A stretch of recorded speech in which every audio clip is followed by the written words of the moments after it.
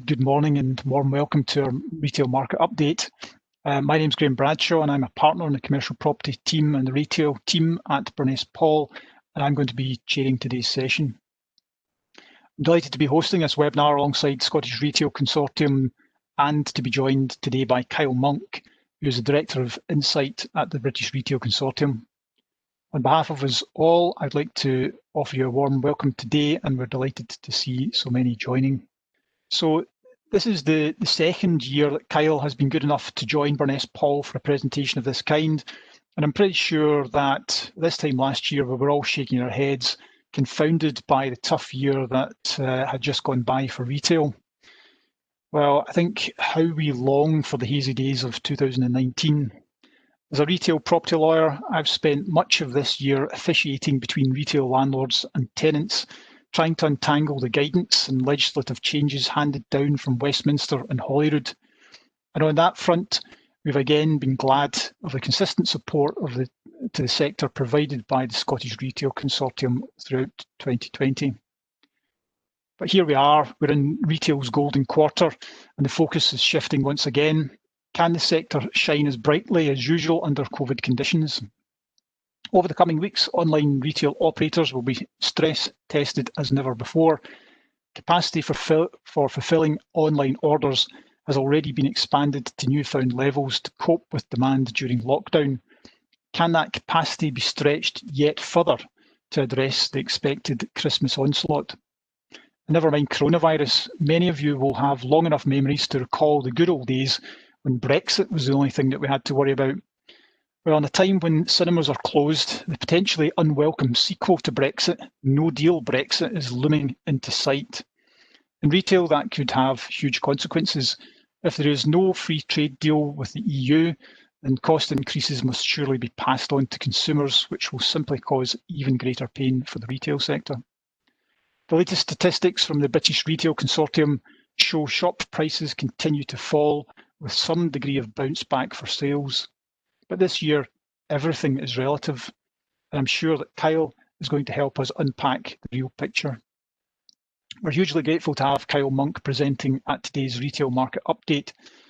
You will most likely have seen or heard from Kyle before during one of his many media engagements, as he's become one of the go-to expert analysts for retail. Kyle is Director of Insight at the British Retail Consortium. He joined BRC in April last year and has been more than fully occupied since then, helping fulfil the British Retail Consortium's mission to make a positive difference in the sector that remains the UK's biggest employer. Working with the retail industry and government, Kyle and his team of analysts and economists interpret the complexities of the retail landscape and its wider economic influence. His aim is to transform data and analysis into actionable insights for members of BRC and to allow there to be a fact-led discussion around the sector more generally. As I mentioned before, please do post any questions you have to the chat function and we'll deal with these at the end. Otherwise, I would now like to hand over to Kyle.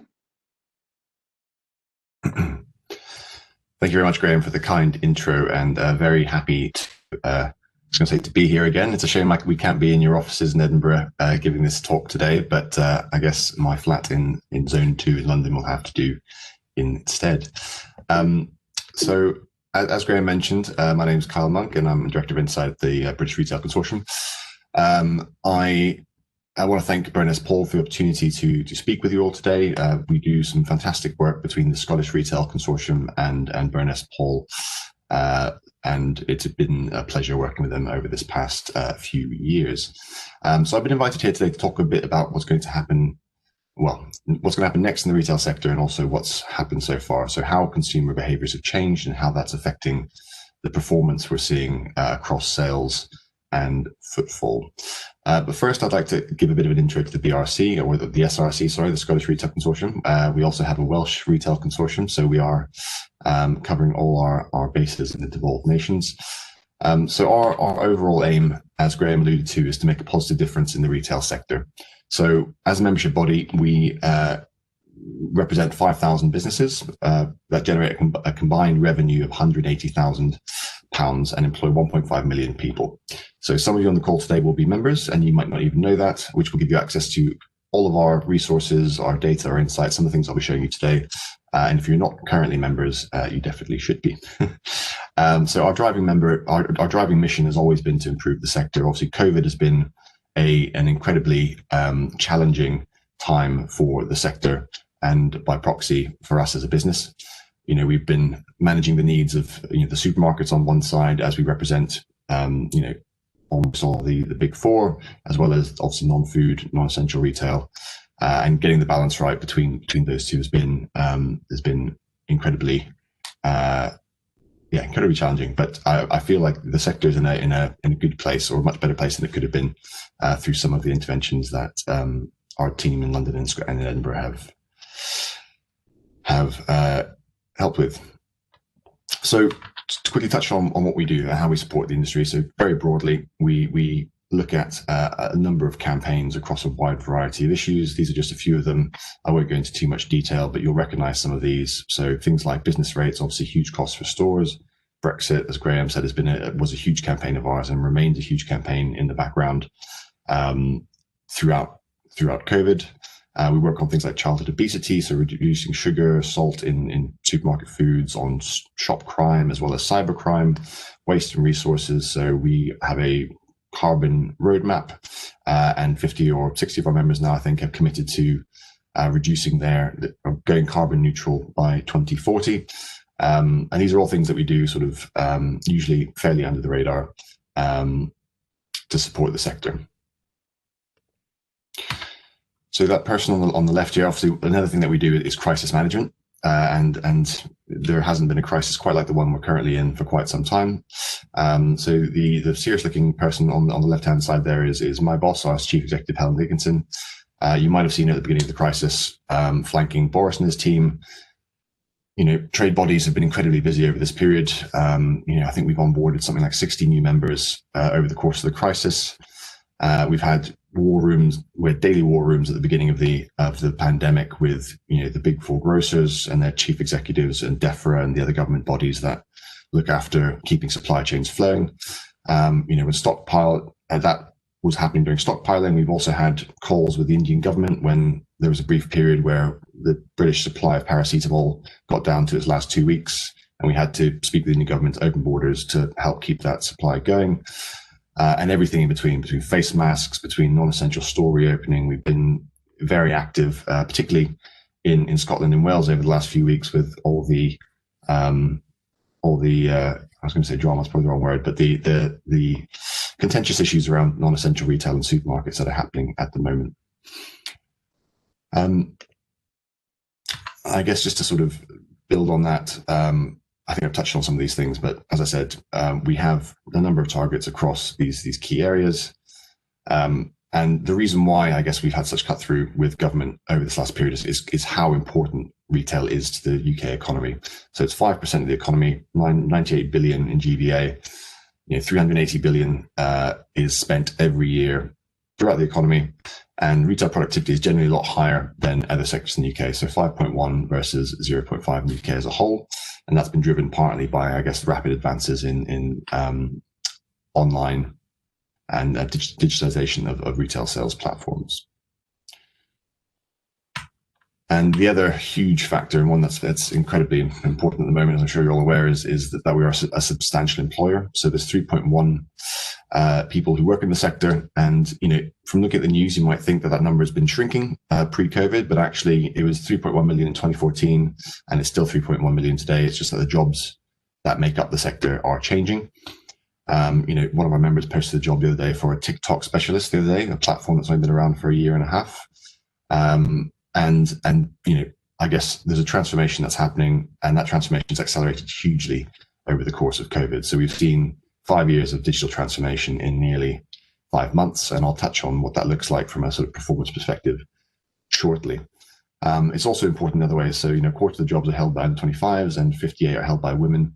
The pay gap is lower than in many other sectors as well. I guess there's concerns this year that jobs will actually decline. It's been an interesting year in that there's been an asymmetry between food and non-food in terms of employment. So we've seen huge rises in temporary, definitely, and some permanent employment within grocery and food. So, I think there was hundreds of thousands of temporary staff hired in April and May to keep the country fed and, people, different roles from picking in supermarkets to drivers and everything in between that helps that facilitates that online grocery journey. Whereas in non-food, as I'll show you in a minute, different categories have performed at different levels, and those with high store employment or a large number of store staff have been unfortunately cutting jobs. Although the CJRS, the furlough scheme, has helped stem that. We think the number of sort of gross job losses will be higher than previous years, but only about 50,000 or so. So gross job losses last year were about 140,000, and this year we're estimating about 220. But the net effect remains to be seen.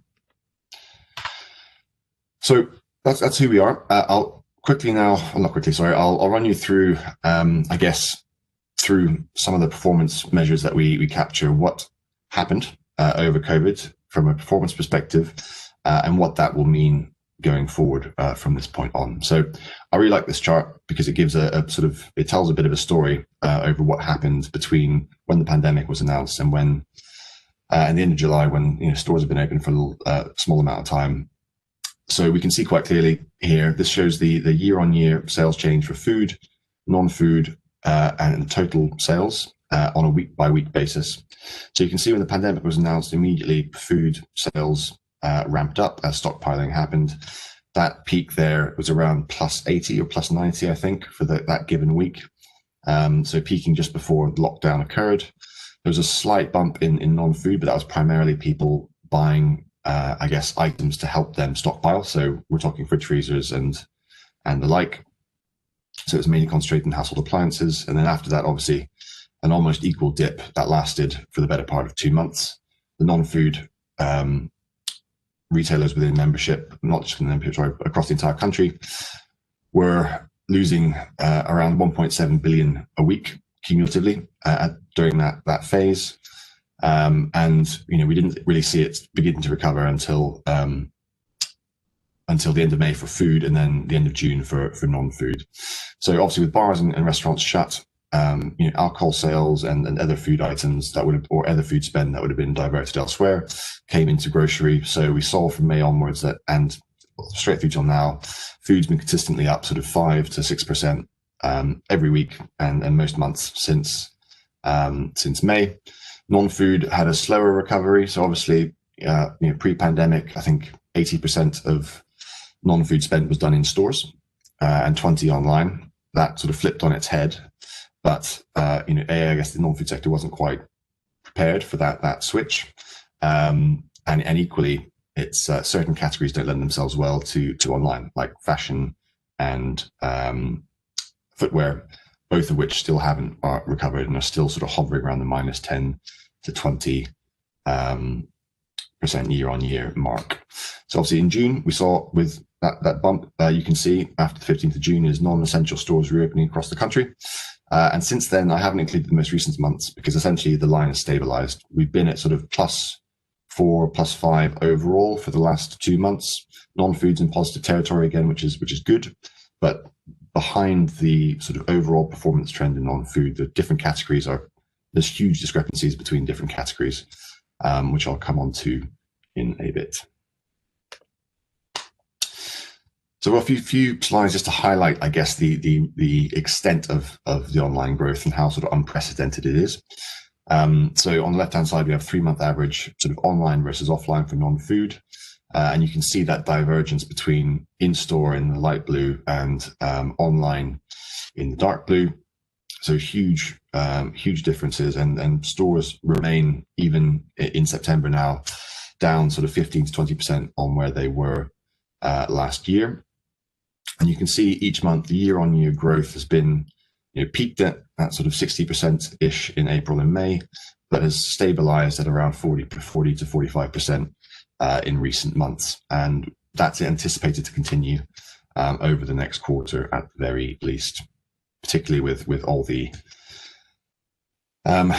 case numbers increasing and the sort of circuit breakers and all the other measures that are sort of being investigated at the moment across the UK and Scotland. So this slide highlights share of spend, so the split between spend in store and spend online. So in April, as I mentioned, that sort of 70-30 spend ratio inverted. So we saw 70% of all retail turnover in the non-food categories, so your fashion, electronics, etc., essentially were made online. And that sort of declined to around 40%, but it's still 10% higher than where it was last year. On the right-hand side, you can see how that's played out across different categories. So some categories which lend themselves better to online have seen a sort of persistent share increase. So computing, household appliances, incidentally, two of the categories that have performed the best over the last sort of 5 to 6 months have retained a strong element of online growth. Others, again, which don't lend themselves so well, so health and beauty, home accessories, clothing, still higher than 2019, but not quite as high. And unfortunately, I guess some more bad news. So looking at Scotland specifically, the recovery didn't play out quite as it did when you look at the UK in aggregate. So Scottish sales in September, which is our latest release, were still down sort of just under 10%. And that looks like that trend is sort of beginning to stabilize. So we've had 3 months now of sort of roughly minus 10% total sales variance, and it seems that the recovery is stalled slightly in Scotland, unfortunately, whereas in the UK, driven primarily by food, we've been in positive territory for the last few months. So why is some of this happening? So what I guess underneath, looking at stores specifically, there's different factors at play. So not every location is the same, and what we've seen is some real changes in the way that consumers shop. So obviously, due to coronavirus, people have been principally avoiding high traffic areas. So when you think of sort of your destinations, your West Ends of London or Edinburgh, or to a lesser extent maybe your Manchesters, we are seeing that high streets, particularly in cities and even elsewhere in sort of larger towns, the recovery has been a lot slower, and they're still at sort of minus 40%. And the same can be said of shopping centres as well. Whereas your retail parks, your out of home, your outlets, where there's more space, there's, I guess, usually an essential retail anchor of some kind, so a supermarket, maybe a sort of health store, have performed much better and actually performing at near pre-COVID levels. We've seen some examples of brands taking advantage of that. So companies like Hotel Chocolat, who are a premium brand that you might see on Regent Street or a sort of higher end premium high street location, opened their first retail park location during COVID, and it became instantly the most successful store in their portfolio and has remained that way throughout the pandemic. So I guess an example of someone using this information to sort of make changes to the way they operate and capture, I guess, some of the demand that's out there, because ultimately, sales have been buoyant in some categories. And I guess across Europe, we were sort of slower to recover than other countries, thinking of the UK as a whole. However, we've sort of stabilized at a level approximately where the rest of Europe is. So Germany, Italy, Spain, and France all reopened more quickly and sort of bounced back a lot more quickly. So we had a sort of deep U-shaped recovery, whereas theirs was more of a V. But from a FOOTFALL perspective, I guess this isn't a UK problem, is what I'm trying to explain. It seems that Europe as a whole, whichever country you look at, is at an aggregate level seeing 30 to 40% less footfall to their retail destinations than they were previously. And unfortunately, this looks like it's a trend that's going to persist, until we find a way to, I guess, manage caseloads effectively. I guess this is just to highlight the city point I made earlier. So you can see from this slide that this is unfortunately we didn't have data for Edinburgh, or I would have included it. But looking to Paris and London, you can see that the dips were far more pronounced. So minus 95 at their worst for Paris and minus 90 at their worst for London, and that both of these cities, which are the solid lines, are tracking below the national average for high streets. So cities disproportionately are more affected, unfortunately, due to, I guess, concerns over crowding and perceptions of what those destinations used to be like. And obviously there's a tourism element there as well. So I know the SRC are working, well, we're working very closely with some of the tax-free providers, because we appreciate that, you know, places like Edinburgh are a destination. We have to remain competitive, you know, once travel begins to ramp back up and those sort of high-value tourists begin returning to the city. And unfortunately, things like, you know, tax-free shopping being scrapped is one less competitive advantage we might have once travel begins to return to normal in the new year. And this slide is just to illustrate, I guess, that Scottish footfall has broadly performed in line with the rest of the UK. So Scotland's in the purple line, and the recovery was roughly in line with the rest of the country, but still at around -50 overall. Another interesting trend we saw, which has made things very challenging for store managers, is that demand smoothing occurred. So the usual Saturday peaks didn't happen. So when people were planning for staff rotas or even inventory, we saw over the first few months after COVID that actually all days visitations to stores and destinations across the week sort of flattened. Those sort of Saturday peaks went from, you know, a 20% share of weekly footfall to 16. We've seen since then a sort of return to peakiness. So, you know, Saturday's gone back up to 18%. However, the latest data, which we couldn't include here because it literally came out today, does show that actually since, you know, the pandemic has become more prevalent, we've seen that smoothing has returned. And one of our sort of predictions for peak is that peak will be less peaky. There'll be fewer sort of high demand moments than there were in previous years, partly due to just natural consumer behavior, but also because many brands are pushing the messaging that consumers should be shopping at sort of non-traditional times, and also earlier than they have done in previous years. What is interesting though is, although that shoppers are visiting stores less often, they are spending a lot more when they're there. So looking at average transaction value in the orange line, conversion in the blue, and a metric we use called sales per shopper in green. You know, since reopening in June, we've seen that all stores tracked by our partner ShopperTrack have seen huge increases in average transaction value, so up to 70% and stabilizing at sort of +50. So a fundamental shift that we've seen over this period is that, you know, partly possibly due to safety precautions, but also possibly for other reasons, shoppers are visiting less, but also spending a lot more. So doing larger shops and not visiting stores as frequently. So some good news there. And I guess partly what's driving this, so we have a weekly sort of COVID perception tracker where we ask British consumers, a sort of sample of 2,000, a variety of questions around sort of saving intention and borrowing and how their perceptions of stores and what makes them feel safe and what doesn't. And what we've seen, interestingly, is that actually there was a rise in sort of perception of comfort and safety for non-grocery sort of in June as stores reopened, but that's remained fairly stable. So overall, people are still there's still a perception of safety when it comes to non-grocery, whereas grocery, I think possibly because of all the messaging from government early on in the sort of pandemic cycle, and also obviously the sort of hundreds of millions spent on PPE and perspex and more staff and security and all the rest of it.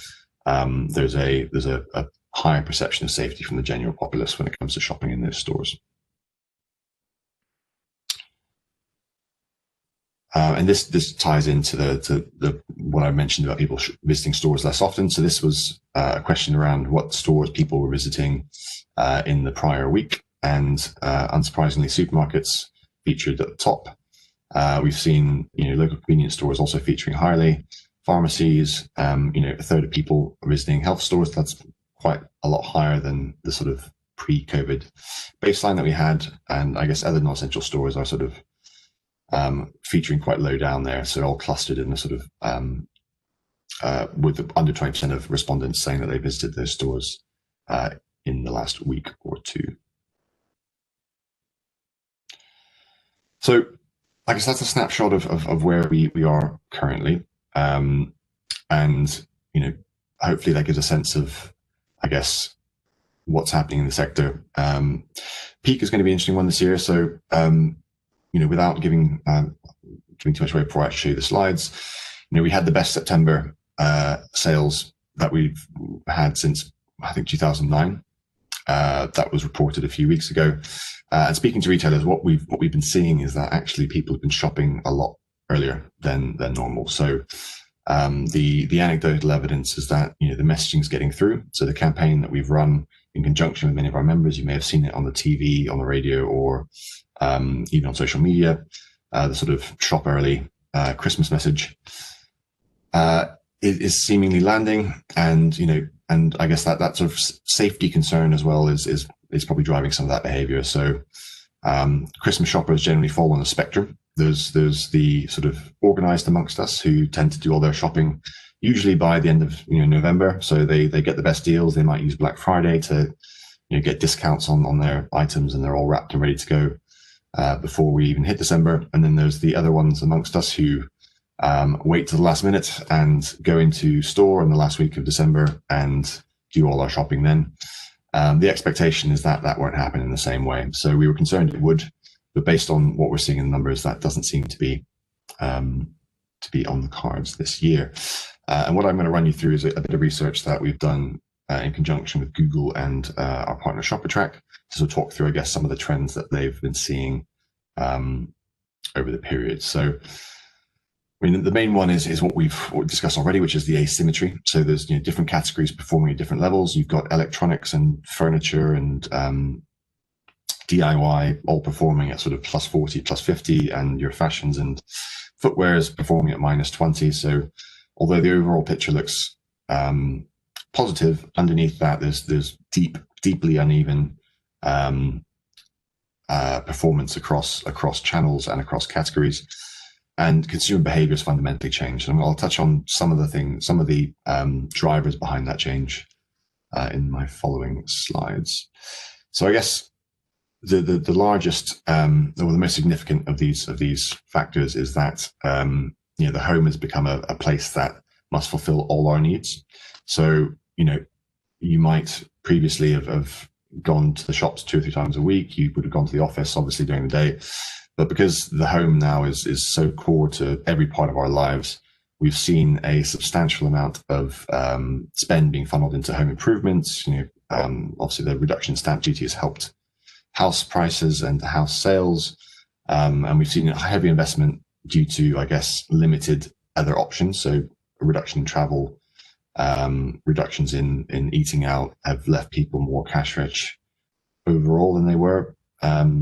In I guess some segments of society, and a lot of that spend is being redirected towards home projects. And this acceleration, and obviously I've talked about online acceleration, but this is I guess led to accelerated expectations for online. So different brands have been at different stages of their I guess omni-channel journey in developing their digital assets. This is using Google search data to look at how UK consumers have been trying to engage with brands and what the terms they've been searching for in conjunction with other retail terms. So things like virtual try on, fashion, part of the reason fashion's not doing well is because it doesn't translate well to online. So people are looking for ways that they can engage with fashion brands in a more holistic way online.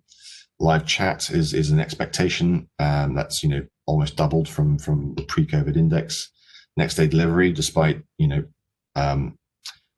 there's still increased expectations on fulfillment, even with all the sort of messaging around how sort of I guess stretched our delivery infrastructure is at the moment, and a lot more people are looking for apps or app-based experiences to engage with their favorite retailers. Value for money is also a growing focus. So we've seen a lot more, a rise in searches for discount codes, for value terms, and some research run with Ipsos Mori saw huge rises against baseline for whether people are focusing on value for money, whether they're more mindful about where they spend money, whether they're switching products to a less expensive alternative. So there's a value theme, I guess, pervading the sector as we go into peak as well. So it's clear that peak this year is going to be an online focused affair. So obviously Google will have a bias in their research, so it serves them to say that this is the case, but it is also matched by companies who don't have that bias. So there's an expectation that most consumers will do most of their shopping online, and possibly now not out of choice, but out of necessity, should these sort of circuit breakers persist. And I guess reinforcing the messaging before, the Google research also came out with some findings around 30% of people will avoid going to stores if they can possibly do so. And there's an expectation that more people will be gifting this year. So people aren't able to visit their families in the same way if they're in tier 2 or tier 3 areas, or their loved ones are indeed. So and obviously travel is out of the question, and there won't be Christmas dinners or entertaining or going out in the same way. So there's an expectation that people will, that's a bit of good news, I suppose, that people will spend more on retail to compensate for not being able to do those things. And what was interesting around this uplift in online is actually where the demographic change lies. So it's primarily been driven by sort of your older demographics, your 55 and up saw a nearly 20% uplift in researching and buying online, and also in the 45 to 54 category saw a plus 12% uplift. Whereas younger generations, there was actually a decline in 25 to 34 year olds, and minor uplifts in the other younger brackets. So there's an expectation that now that these old generations have been exposed to online retail, that actually some of that behavior will persist. So now they've been introduced, they've got their account set up, and that sort of initial friction has been overcome. That because it's consumers who've never used or very infrequently used online, that we'll see that sort of uplift in online sales persist throughout the even as recovery begins. So we ran a piece of research asking consumers when they plan to start their Christmas shopping. So I appreciate this is a bit late. We initially ran this prior to September, but the findings are interesting nonetheless. So 26% of consumers said that they will have started their shopping by September, which is completely unheard of normally. And only 16% said that they begin to plan in December. So what I was saying around sales figures and people shifting their spend earlier, we're already beginning to see that in the retail turnover numbers. And we expect that October will be a similarly better month year on year than perhaps we were expecting. So office working is another interesting one, and obviously it's a challenging one to given all the news at the moment around COVID cases, but there's a large driver to recovery, particularly in high streets and in cities, will be the return of office workers. So obviously this is less likely to happen in the short term, but I guess one of the major drivers to look out for once it will be, I guess, when offices are able to return, because that currently is, by our estimates, one of the largest factors that's affecting those town centre retail locations. We did some work with PwC looking at recovery scenarios. So we essentially took a view on different categories and channels and produced some very, very rough models on where we think that recovery or how recovery will pan out. So you've got sort of a 5-point scale from accelerated long-term growth to structural change, which is a sort of positive way of saying that there'll have to be a fundamental rethink for those categories going forward. And, you know, in the sort of accelerated long-term growth, you have obviously the online pure players who perhaps were further along in their digital or had more developed digital platforms than perhaps their peers, who are seeing or have seen certainly excellent growth over the last period. Obviously, grocery delivery is going from strength to strength, with lots of the supermarkets committing to large hiring sprees to help fulfill the demand in that area. Obviously, bath and shower, hand soap, no surprises there. I guess without going into detail with every single point, most of the sort of categories are fairly evident. We've seen DIY, gardening, and beauty and personal care solid dip, obviously, during lockdown, but now are going from strength to strength. So the bounce back has perhaps been stronger there than we anticipated. Luxury goods is an interesting one in that, I guess, they, from a store perspective, rely heavily on international. So we see the recovery being far more gradual and very dependent on the, I guess, both the speed of the recovery of travel and also on the UK's management of COVID, because I guess, you know, being more affected than other European countries perhaps is not necessarily a helping factor when tourists are deciding to visit a country. Department stores, obviously, there was an announcement this morning, I think, that John Lewis will be converting half of their Oxford Street flagship to offices. And I think most department stores are sort of assessing how they can adapt given the current climate, because with social distancing, the other measures, it's difficult to get the throughput needed in those stores. And given their focus on experiential to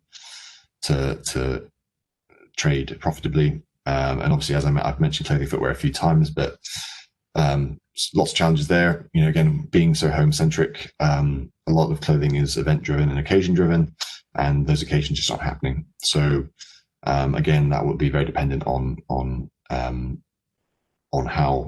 shape of the recovery from a COVID perspective, and travel retail for the same reasons I just mentioned. So your airports and train stations, etc. So some closing thoughts, I guess, just to summarize some of what I've talked about, and please do feel free to ask me any questions you might have, because I realize I've covered quite a narrow band of what's going on, and there's obviously a lot more around that which we can talk to. But in summary, you know, the pain hasn't been felt evenly across categories or channels. We've seen an uplift in recent months, but that is driven by, I guess, retail's wallet share increasing for temporary reasons. How long will that persist for? We think at least throughout the next quarter, and we're anticipating for those reasons around gifting and people not being able to visit family, a positive Christmas. I guess the move to remote working is another key component. So how will companies look at their store portfolios? Will they sort of localize more and move to residential centers? And will residential centers be the new sort of gravity model when looking at new store openings? And do those residential areas have enough commercial space to accommodate that? And we think, you know, going back to offices, people will be working 2-3 days a week in the office. So how does that then affect, you know, property prices and obviously the viability of stores that are on turnover rents?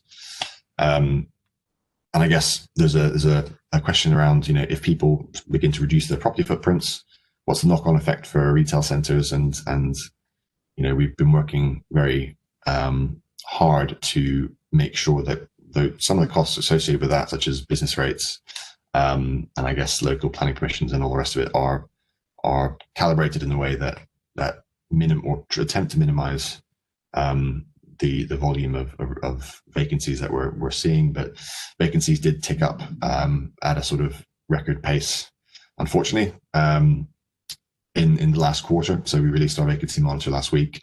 I believe normally there's a 0.1% change quarter to quarter, and we saw a sort of 2 to 3% movement or rise in vacancies, which is a concern. And I guess how much of the growth in e-commerce is going to be permanent trend? So I think, you know, the elder demographics, that suggests, because of their, you know, increased vulnerability, but also because it's a new behavior as opposed to sort of perhaps what could be considered more temporary if it was if that growth was in younger demographics. We sort of anticipate that a lot of the growth in online will persist, regardless of what happens in certain categories.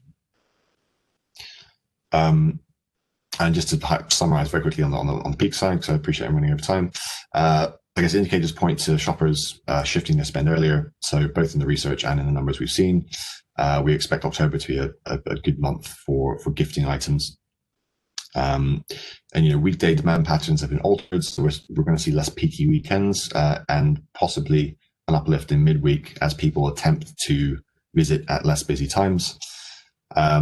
Black Friday and Super Saturday potentially will be cannibalized because of an attempt to sort of spread peak. Even Amazon themselves, I'm told, are attempting to sort of limit or to try and encourage people to sort of shop more broadly than just Black Friday.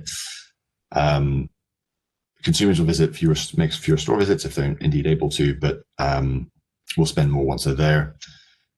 And agility, I guess, is key to capturing volatile demand. So demand planning, as you all know, I'm sure, over this quarter is incredibly difficult. You can't use previous performance as an indicator. So using sort of higher frequency series, consumer feedback, there's technologies to sort of to make store stock visible online, so people are more certain when or more confident when leaving home to visit stores. All those things will be incredibly important to ensure a sort of successful peak. And I guess Christmas campaigns will need to be reimagined, and certainly we'll see whether the sort of traditional campaigns still run, or whether there's smaller activations throughout the season to try and spread that demand a bit more evenly. And that was it. Hopefully that was useful. So that's my email if you do want to get in touch. And also David Lonsdale, who has been working tirelessly for Scottish retail, working weekends and evenings for the last 2 weeks. There are his details, and he said, if anyone's interested in finding out more about what we do, or if indeed you want to find out if you are a member or are and would like to know what that entitles you to, please do get in touch with either of us. Kyle, thank you very much. That was hugely insightful, so thank you.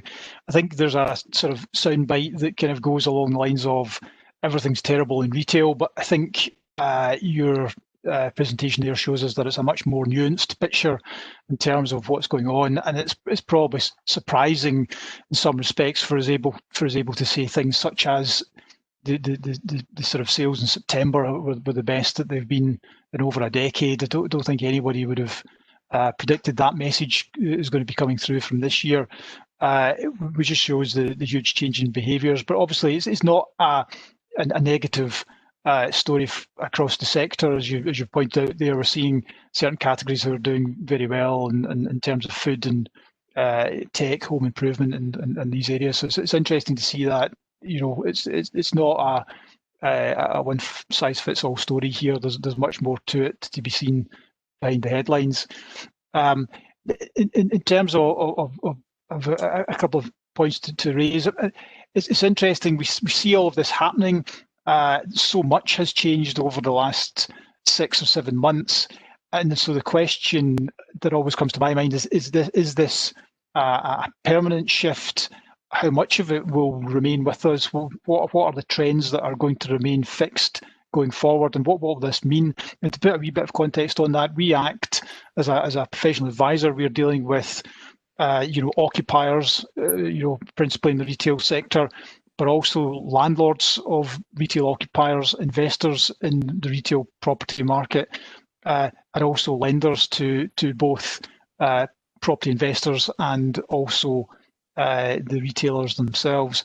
And taking these interests, I guess where a lot of these business interests will be looking to is we kind of knew what was happening in retail 12 months ago. There had been the trends. We had seen things develop over years, including all of the story about online and what that could mean. We've now, the cards have been thrown up in the air entirely this year. So starting in January 2021, how do we interpret all of this, and what do you think are maybe one or two or three trends from what we're seeing this year that are going to be relevant and that stakeholders in the sector are really going to have to get used to?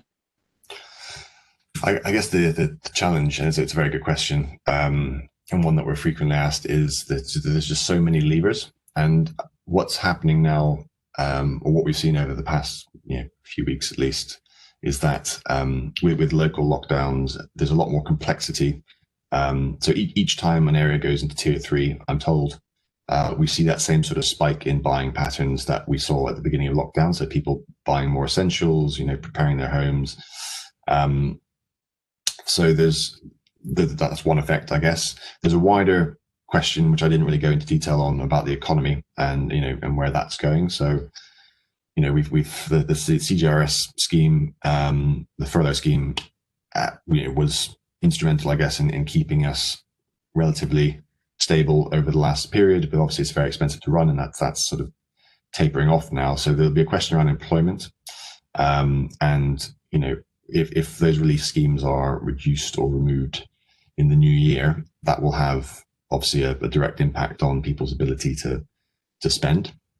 On the flip side, I don't see the share of wallet changing anytime soon. So, holidays, people are talking about 2022 now. There was a segment with people who booked via EasyJet and trying to redeem their vouchers because essentially they don't see any flights that are 2021 essentially from EasyJet's perspective is a bit of a write-off. So all that money will be spent possibly on higher ticket items, in furniture and electronics, and other areas, and perhaps even on food, as we continue to see. So there'll be winners from that perspective, and I guess there's a geographical component to that as well. So where you are, obviously how Scotland or Wales or England perform, there's been a bit of variance between the three. So I guess as long as the dip's not too pronounced in terms of overall economic performance, and the rise in unemployment isn't too high, and current conditions remain constant, we could see a good Q1 to 2021. But I guess if the economy sours, and we meet with the Bank of England every quarter, and they give us a different prediction every quarter, and they thought we would be back to where we were pre-COVID by 2023, I think, in their last prediction. But that was barring a second wave. We've got our next meeting with them in a few weeks, and I anticipate it'll be quite a longer horizon. So maybe 2025, 2027, given how cases are changing. It's interesting that they're moving that out, and if that feels a little bit like what we saw at the last recession in terms of no quick bounce back. And of course, in around about Easter this year, there was talk about a very quick bounce back from COVID, but that our hopes of that now fading fast. So I mean, all of this is unfortunately tied to caseloads, because it affects consumer confidence. It affects the physical ability to leave your home, the social component of shopping, travel. It's so pervasive that unfortunately there's no way it can't be a direct component to retail performance. The difficulty we have now is that every region has a different balance. So if you're in East Anglia, people can come and go more or less as they please, but obviously there are areas like Manchester that's not the case. So it's very challenging for demand planning. And I think the biggest risk factor really is stores, because if you're in tier 2, you can continue trading with no support, but everyone we've spoken to has said that their sales are 70% down, whereas they might have been 20% down in tier 1. And I guess that uncertainty and the constantly changing goalposts do pose a real risk to the sort of long-term profitability, and whether companies can afford to remain in those positions for another year. You've mentioned there about the tier system, and obviously in Scotland we're very much focused on the tier system that will be introduced here very shortly, and a more potentially complicated tier system with different levels to those seen in England. You also, and this is linked, you mentioned about the fact that Scottish retail sales and broader economic data, largely mirrors what's happening in the UK, but there has been a lag in Scotland. I think in one of your slides you mentioned there was almost a 10% lag between what's happening in Scotland and what's happening in the UK more generally, and that seems to be becoming a settled trend. With so many differences, and we've seen it highlighted in the news over the weekend about what was happening in Wales, and Scotland having its own distinct story. Are you finding that the countries within the United Kingdom, some of them are finding themselves at a disadvantage, and is that what we're seeing in Scotland? Is that a different government approach, or whatever circumstances are different in Scotland that's putting us at a disadvantage, or is there some other cultural or consumer habits that are perhaps responsible for that? It's a very good question, and I think differing policies will have differing effects, and obviously Scotland taking different approaches to use of PPE in stores, and I guess the complexities every time there's a policy announcement. David will frequently say there's five or six variations to the sort of policy from between the UK and England and Wales. So there's perhaps a component, but I think the Scottish government have been incredibly receptive to our proposals via David. So I wouldn't put the blame at their feet. I think there's possibly a sort of a wider component, and perhaps that's a more of a sort of focus on some of the cities and them having a sort of higher proportion of the overall sales picture, and that's definitely a sort of key component of it. But yeah, I think that the tiering system is going to be an interesting one, and we'll be closely following the figures for Scotland as that progresses. But yes, just having seen how it's sort of played out in the UK, it's definitely been it definitely affected consumers' ability. The complexities affected consumers' ability to understand what the right course of action is, and we're seeing some of that play out in the media, on Twitter. People are starting, the public actually care about what non-essential retail entails now, whereas before they perhaps didn't so much. So yes, it'll be interesting to see how that plays out. Yeah. I think there'll be a great deal more confusion over the next couple of weeks for and Scottish Retail Consortium will input to that, and I think professional advisors will have to input to that as well as to what can and cannot happen. One, and I'm just aware we're running out of time, but another point which came through in your presentation was just about travel and the impact of travel. Obviously, retail sits alongside travel hubs, and that's we see that at airports and train stations. So obviously that will have an impact. And you also mentioned in that context the change to the tax-free shopping scheme. I don't think that's something that's widely known about or recognised, but it will have a big effect on tourist-dependent cities and perhaps even the luxury goods markets within those cities, where there's a great dependence on foreign travellers and tourists. Is there a bit more to be said about that, just to be clear about what that story is all about? Absolutely. So you're completely right. Most people within the UK and even within retail, to be honest, aren't hugely familiar with the VAT return scheme or the VAT export scheme. It is quite it's quite focused on destinations, as you say. So Edinburgh, the figure was something staggering. I think just the one company that we were working with, Planet, said there was the sales to tourists from outside the EU equated to something like in the billions, in the tens of billions, over the last, I think, 3 or 4 years. That's a substantial amount of money or revenue, and the government have sort of taken this blanket approach of essentially stopping the entire scheme as of January the 1st. We would be the only country in Europe to do that. So instantly, every destination store, and there's a category of tourist, your sort of Middle Eastern, Chinese, Southeast Asian to a certain degree, who travel to shop and spend a lot when they do, primarily in the luxury sector, but also elsewhere. And we'll be at a price disadvantage to start with, not taking into account any sort of import cost rises through Brexit, but will essentially be 20% more expensive than our competitors. On top of the complications from COVID, it'll really be a huge blow to our destinations. Edinburgh and Glasgow included. So yeah, we're strongly against that decision, and I know David's doing a huge amount of work to make sure that doesn't come to fruition, or at least the government have all the facts before they move ahead. Thank you. I'm aware that we're coming up to the sort of 10 o'clock level.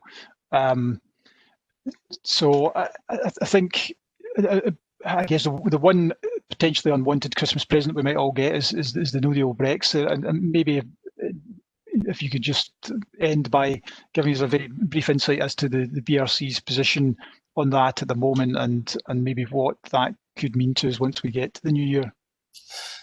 Yes, so we had a call with, I think, about 70 or 80 CEOs yesterday to sort of give them the latest brief on what's happening. We think that that we're possibly a week or at maximum 2 weeks away from knowing whether we've got a deal or not. There are, I think, some contingencies being put in place if a deal can't be struck, but there are, I guess, wide-reaching consequences. The most substantial being not actually in Scotland, but in Northern Ireland. So the sort of double border issue, and I guess Northern Ireland not being equipped to to inspect freight and store freight. There'll be issues around potentially there'll be supply issues. We know that there'll be a reduction in variety potentially in supermarkets at least, and an increase in price. It should a no deal happen, but even in the event of a deal, those things will still happen, but they'll just be less pronounced. So I guess it's not looking brilliant, if I'm being completely honest. And it's unfortunately the government have taken a fairly sort of chaotic style of negotiation. We can only hope they come to an 11th hour decision, but the odds were fairly even from our Brexit policy advisor. Sorry. Well, it's quite a lot happening in the UK and internationally over the next couple of weeks. So in a time of constant change, I think we can only look forward to more constant change. Kyle, it's now heading 11 o'clock, so it just remains to say thank you once again for your insight, for your time here, and for everything that in terms of the information you're able to pass across. If anyone listening wishes to get in contact, as you said, contact details are there, and the session has been recorded and is available for distribution later. So thank you for everyone for joining us, and thank you for your time, and enjoy the rest of your Wednesday. Thank you very much. Thank you, everyone.